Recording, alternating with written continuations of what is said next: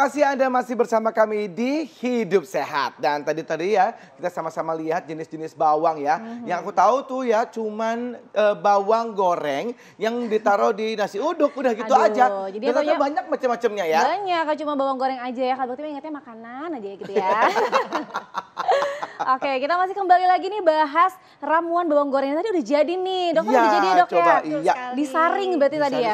Aku coba Mas Indra jadinya monggo. begini. Ya, jadi sebenarnya untuk mengkonsumsinya, pemirsa ya, ini bisa dikonsumsi kalau tidak suka mengunyah, maksudnya aromanya kuat ya. Ini bisa cairannya saja, artinya airnya saja. Namun yang semakin bagus lagi jika dikonsumsi bersama tadi bawang merah yang sudah direbus tadi bersama dengan buncisnya. Berarti kayak sup ya dok ya?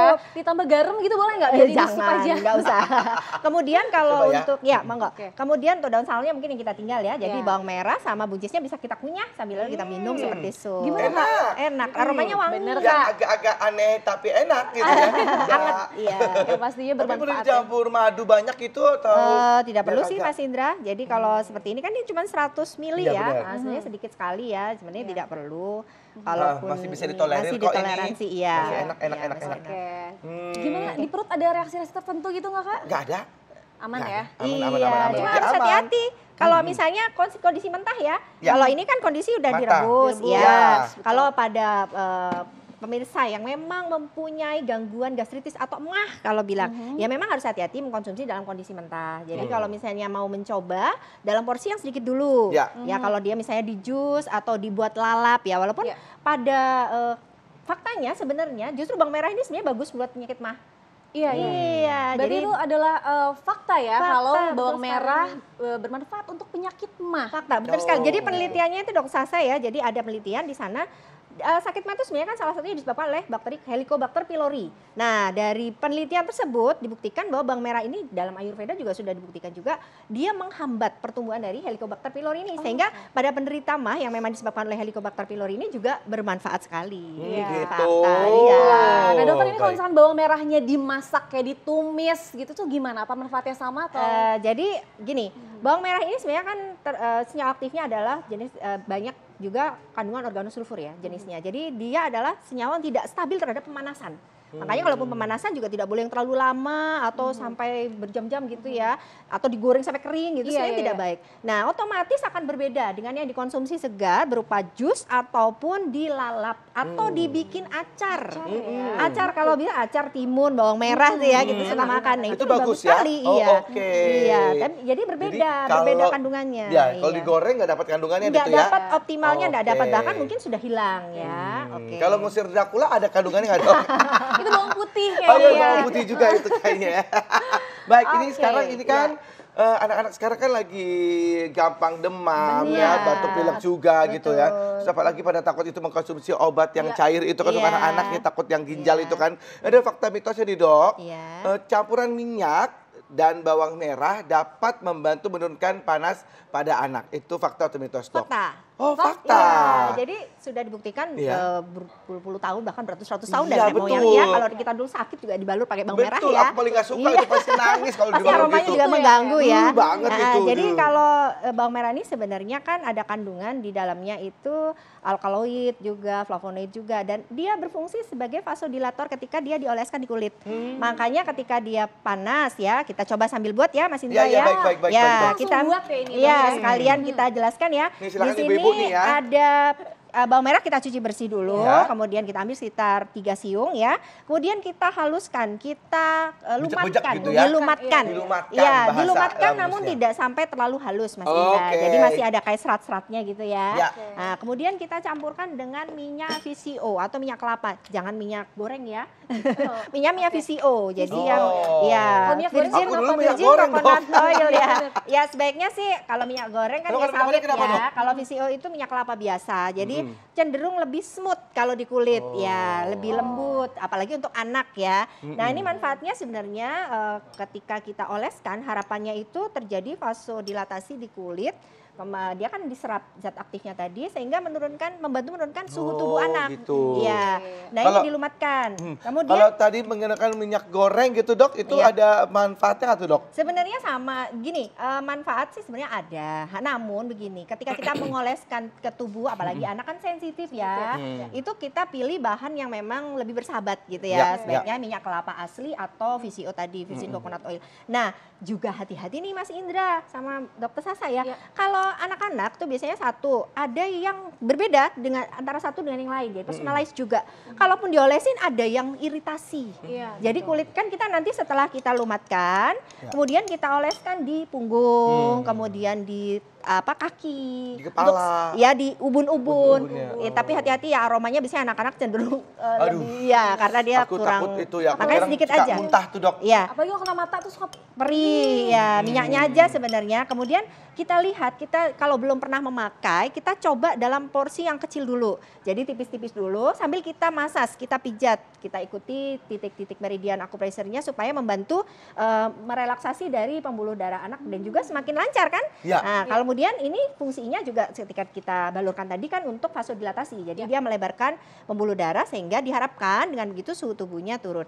Namun Dokter Sasa jangan hanya mengandalkan itu aja, karena holistik ya perawatannya. Jadi seperti kompres hangat, pakailah pakaian yang nyaman pada anak. Kemudian jika memang berlanjut mana sih ya memang harus periksa ke dokter. Apalagi yang anak dengan riwayat kejang, harap hati-hati, tetap hati-hati. Jadi ini hanya sifatnya membantu, namun secara empiris bahkan diuji klinis pun memang sudah terbukti menurunkan suhu tubuh anak. baik. Lalu ini kalau misalnya udah dibalurkan dok, itu berapa Iya. lama didiamkannya? Sebenarnya tidak ada batas waktu ya karena dia kan menyerap ya kalaupun dia memang sudah ini sekitar 10-20 menit itu boleh dihilangkan bawang merah. Ini Sudah kan 10 minyaknya menit udah aja. keserap ya. Oke, Karena kan ya. dia udah dicampur Baik. minyak itu sebenarnya udah terserap gitu. Begitu ya. Nah dok, ini ada juga yang beranggapan kalau misalnya kita taruh bawang merah itu di pojokan-pojokan gitu, itu bisa mematikan bakteri-bakteri gitu, itu benar nggak sih dok? Sebenarnya masih mitos ya. Oh, masih jadi mitos. gini ya, jadi kalau hal seperti itu memang ada daya hambat terhadap virus atau bakteri tertentu memang. Namun pemakaian seperti apa perlu diujikan dalam skala luas untuk bisa memastikan bahwa ditaruh di ruangan selebar apa dia bisa berapa banyak jumlahnya sehingga bisa bermanfaat untuk mengurangi bakteri dan virus tadi. Benar kalau memang membunuh bakteri virus benar, tapi harus ada uji lebih luas lagi. Oh, Oke, baik, gitu. Iya. Wah, Baik. berarti tadi udah jadi. Nah, sekarang ada fakta mitos berikutnya lagi nih, Iya. dokter. Nah, katanya ini konsumsi bawang merah mentah, dokter, ini bermanfaat untuk menurunkan kolesterol tinggi. Ini fakta atau mitos? Fakta. Wow. Ya, membantu ya. Membantu Jadi ya kalau Makanya kalau makan kambing harus ada bawang merahnya. iya sebenarnya. benar. Jadi kita biasanya pakai acar ya, Mas Iya, Indra ya. betul. Jadi kalau misalnya kita masak kambing, bagusnya sih memang disertai dengan acar. Acar itu isinya timun, kemudian cuka, kemudian Ya. bawang merah. Nah ini Ya. bawang merah kan mentah ya, Betul. tidak masalah, bagus banget itu. Nah sebenarnya dia membantu sifatnya, tentunya tetap dengan holistic medication. Jadi tidak bisa hanya berdiri sendiri, Ya. makan bawang merah pasti turun gitu enggak Ya. ya. Tetap harus disertai dengan lifestyle. Nah kalau dia digunakan dengan benar, bisa menurunkan kolesterol. Makanya tadi kandungan flavonoidnya, kandungan quercetinnya tadi, kemudian juga ada alisin dan laliin yang memang bermanfaat untuk menurunkan kolesterol. Gitu. Baik, fakta ya Iya. berarti ya. Jadi banyak sekali ya manfaat dari bawang merah Bawang ini merah ya. ini. Nah, jadi ini ada ramuan lain nggak dok yang kira-kira bisa diolah lagi dok? Gini, Ya. ada yang untuk hipertensi. Nah, Ya, itu jadi diapain tuh dok? mudah sekali. Jadi bagi para penderita hipertensi di rumah ya, mungkin Bapak Ibu sekalian yang ingin mencoba boleh di sini pakai jus. Buat Jus. jus? Kak Bekti penasaran nggak? Penasaran sih. Apa rasanya ya? Iya, kita ambil 3 sampai 5 siung. Kalau kecil 5 siung boleh, 3 siung kalau yang besar. Kemudian kita blender dengan 100 ml air. Oh. 100 ml air kita blender langsung, kemudian kita campur dengan madu. Kita campur, diaduk dengan madu, kemudian kita minum. Ya itu tadi, hati-hati terhadap penderita tukak lambung. Kalau memang dia memang sudah ada tukak lambung ya sebaiknya setelah makan nggak apa-apa. Ya, dan gitu. dalam konsumsinya dalam bentuk sedikit dulu ya, kecil dulu dosisnya. Nanti kalau misalnya dia tidak apa-apa boleh dinaikkan sesuai dengan Aku mau coba bisa dok? Boleh. Udah dok, dok. Kak Bekti dulu deh. Monggo, monggo. Ya kita Iya. ya. Oke. Baunya. Moment of truth. Baunya kenceng banget Bawang merah ya. banget ya. Iya, Bawang merah oke, banget. Iya, jus bawang merah. Gimana Kak? Gimana Kak? Aduh, Aduh, aduh gak kuat ya. Ini butuh latihan lagi ya. Butuh latihan ya. Nah, ini tipsnya kalaupun di jus dicampur madu ya masih bisa boleh. Atau kalau tidak boleh dikonsumsi dalam bentuk acar. Acar lebih bersahabat, lebih segar atau dalam bentuk lalap. Ya, betul. Lalap, jadi dia cukup diiris, dicuci bersih, diiris. Kemudian pada saat kita makan, bisa kita iris-iris, kita campur nasi untuk lalapan. Oke.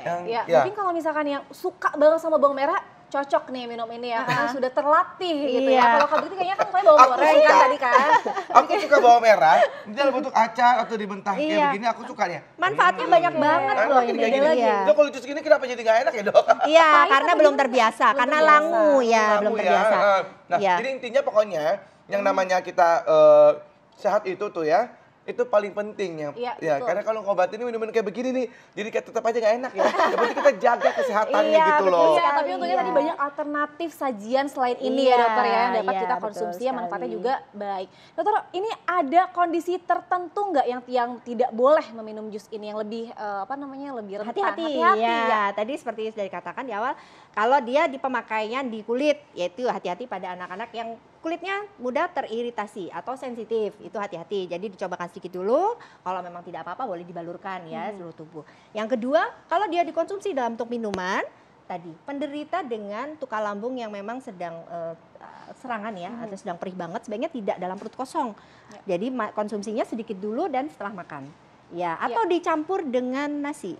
Jadi tadi tidak boleh berlebihan ya, dosisnya kan hariannya 50 gram untuk umbi segar. Umbi segar itu jadi kalau dia 6 sampai 8 gram per umbinya, maka dosis maksimal itu ada sekitar 7 sampai 8 ya. Kalau per hari ya. Jadi dibagi 3, misalnya pagi 2 siung, siangnya 2 siung, sorenya 2 siung boleh. Nah, itu hati-hati dengan yang kondisinya memang sedang serangan luka lambung. Walaupun dia di satu sisi memang bermanfaat untuk mengatasi gastritis yang disebabkan oleh Helicobacter pylori yang tadi. Oke, baik Dok, terima kasih banyak. Dokter Sasa. Dan tetap ya yang paling penting menjaga kesehatan. Karena tadi kalau misalkan kita sakit harus minum obat sampai nggak enak kayak tadi juga ya kan agak-agak kurang enak rasa ya Kak Bekti ya. Makanya kalau kita jaga kesehatannya dengan pola hidup sehat dan nonton Hidup Sehat supaya tahu tentang kesehatan ya. Dan selanjutnya kita akan masih punya informasi lain ya berhubungan dengan diare gitu ya. Gitu ya. Sesaat lagi ya, tetap bersama kami di Hidup Sehat.